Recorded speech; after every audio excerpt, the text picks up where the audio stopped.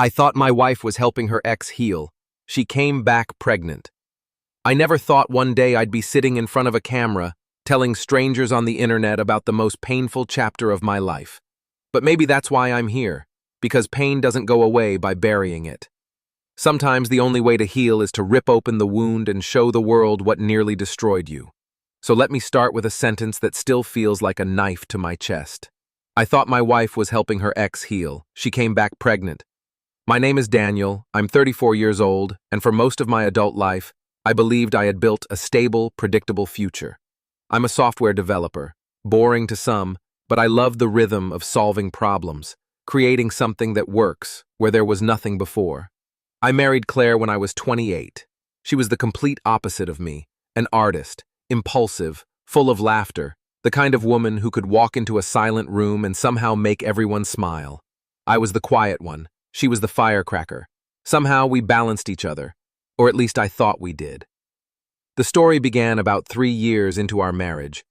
Claire and I had been talking about starting a family, but she hesitated. She always said she wanted to feel ready. I didn't push. I figured time would take care of it. Life was good, stable.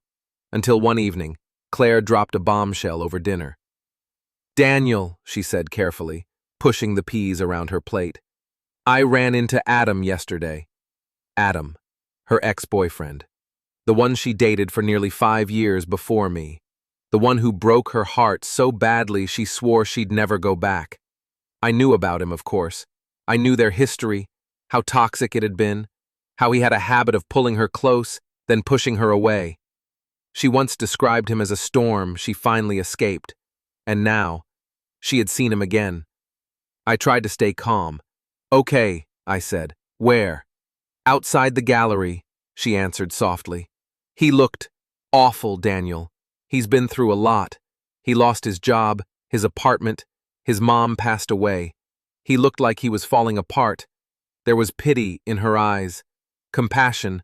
That was one of Claire's strongest traits.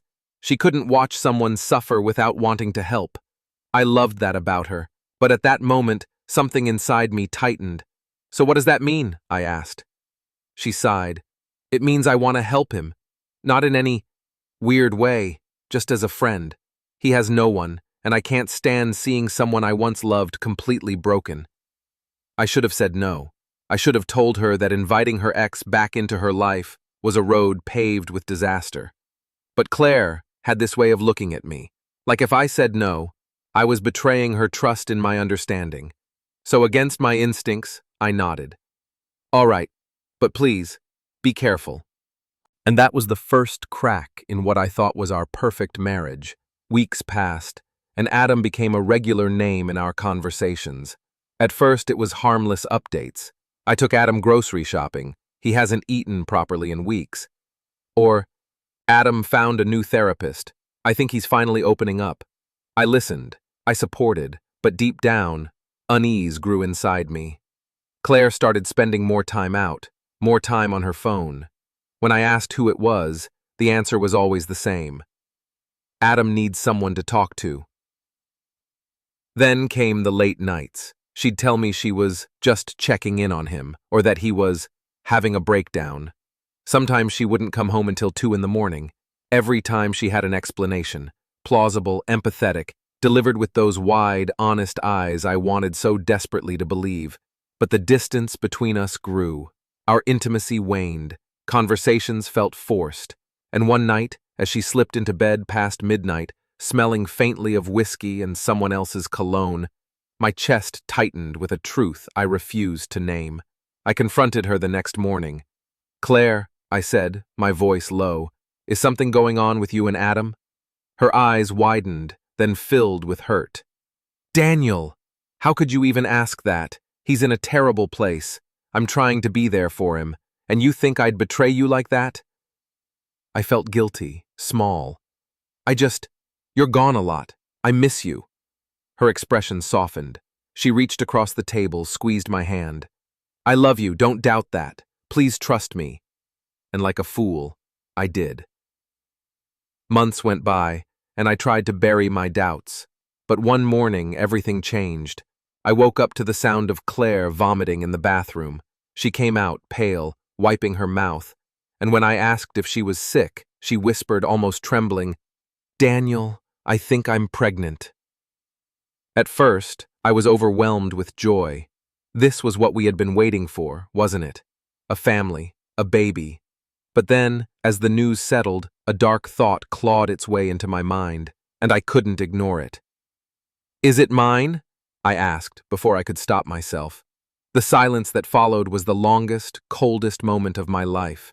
Claire's eyes filled with tears, her lips trembled, and in that silence, I knew the answer. She whispered, "I don't know." My world collapsed. The woman I loved, the woman I trusted more than anyone, had crossed the line I feared most. She had been intimate with him, and now, the life growing inside her was a question mark that threatened to shatter everything. I don't remember much of what I said after that. I know I yelled, I know she cried, I know she begged me to listen. She insisted she hadn't meant for it to happen, that Adam had been vulnerable, she had been confused, it was a mistake. She swore she still loved me, that I was her future, but the damage was done. I couldn't breathe in our home anymore. I packed a bag and left, crashing on my brother's couch. For days I couldn't eat, couldn't think. My mind played the same scenes over and over. Claire in his arms, Claire choosing him when she already had me. And worst of all, the possibility that I was now responsible for raising the child of the man she once claimed to hate. But then came another twist. 2 weeks later, Claire showed up at my brother's house, her face pale, eyes swollen from crying. She handed me an envelope. Inside was a letter, handwritten by Adam. "Daniel," it began. "You don't know me, but you know enough. I'm not proud of what happened. I was weak, selfish, and I pulled Claire into my storm again. But please understand." She tried to resist. She told me no. I pushed. I manipulated. I told her I'd hurt myself if she left. She's not to blame the way you think she is. If anyone deserves your anger, it's me. I won't bother either of you again. The letter ended with a confession. Adam had left town, maybe for good. I didn't know what to believe anymore. Part of me hated him, but another part of me hated her for letting it get that far. And then there was the baby, a constant reminder of betrayal and uncertainty. Claire wanted to work it out. She begged for counseling, promised full transparency, swore she'd cut Adam out forever. And against my better judgment, I agreed to try. Love makes fools of us all. We went to therapy. We talked for hours, digging through wounds I never thought we'd survive. I watched Claire break down, admit her mistakes, confront her guilt, and slowly, I saw glimpses of the woman I fell in love with. Then came the paternity test. I'll never forget the day the results came in. I sat at the kitchen table, hands shaking, as Claire opened the envelope. Her eyes darted across the page, then filled with tears, this time of relief. "It's yours," she whispered, thrusting the paper toward me. "Daniel, it's yours." The weight that lifted from my chest was indescribable. For the first time in months, I could breathe. But here's the truth. The scars never fully faded. Yes, the baby was mine. Yes, Claire cut Adam out of her life completely. Yes, we rebuilt, brick by fragile brick. But trust, once broken, never returns in full. Even now, years later, with a beautiful daughter who calls me daddy, there are nights I lie awake, staring at the ceiling, wondering why she chose to risk everything. And maybe that's the hardest part, because forgiveness is not a single moment. It's a choice you make every day.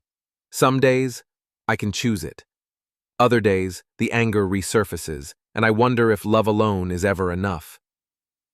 So why am I telling you this?